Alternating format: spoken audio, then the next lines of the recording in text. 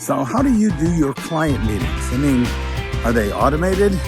Do you do them by email, by text? When you take on a client, do you have to meet them? And afterwards, do you get all your information by sending emails? And do you do it that way, do you? Hi, I'm Bill. This is Creative License, and thanks again for being a part of my weekly dog and pony show. I want to thank my workshop and Creative License sponsors. Those people would be Electro Voice, Perfect Portals, DJ Event Planner, Promo Only, Disc Jockey News, and of course my workshop, The Entertainment Experience. So this is an interesting subject for some.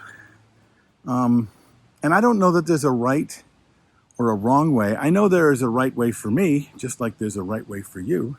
And my right way is face-to-face. I need face-to-face. A close second is maybe a video call, Zoom or FaceTime or Teams or whatever is available. But even those are difficult.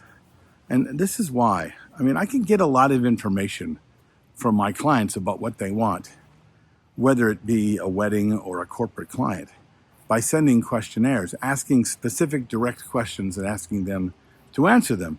I can do that. And usually I'm successful, but the problem that I run into is oftentimes for reasons unknown to me, and maybe sometimes because of time or because I don't even know if I need to have that conversation, or I'm not sure what I think of this right now, I'm just going to say, yes, I think that's a good idea. Or I got nothing for you. I'm not sure. Just do whatever you think is best. Well, the problem that I run into with that is that I am then at their event flying a little blind. The idea that I have and the work that I'm doing now comes down to whether I think it's going to work. And usually my gut's pretty good. I mean, we have this instinct as DJs to know what song to play next and how to do the next thing and how to do the next thing and how to get people excited and to move a crowd. But when you're dealing with the crowd, but also the happiness of the client, whether it be a bride or a groom or the president of the company or an HR department, what a face-to-face does for me is I get to read the truth in their body language. If they answer a certain way and I'm not sure I believe them, I can usually tell whether or not they're trying to end something or whether they're kind of agreeing because other people agreed or whatever. I'm able to lean into what it is that's bothering them and then be able to come up with a solution that I know for a fact will work. Case in point, I've got a client that I'm meeting with later today.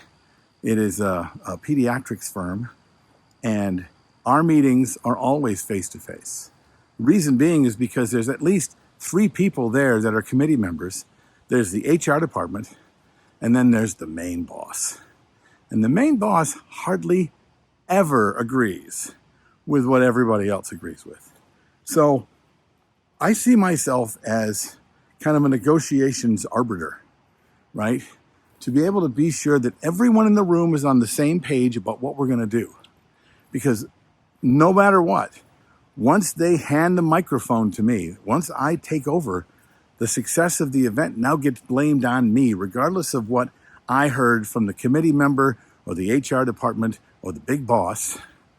I need to take responsibility. In fact, I have responsibility whether I want it or not. So I need to understand what they mean, what they really mean. This works just as well, in fact, I think even better, in a sales consultation.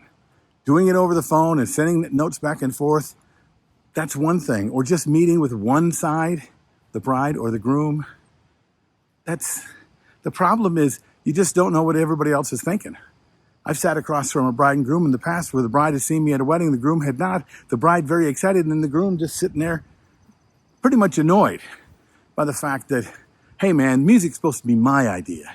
And I know this better than you, and I'm a man, and this guy can't be that great. If I can see that in a sales consultation, I can now address that. I can ask him what his concerns might be. I can tell him that I see that he has worries and concerns, and to lean into the things that matter to him, because the other person is they're in.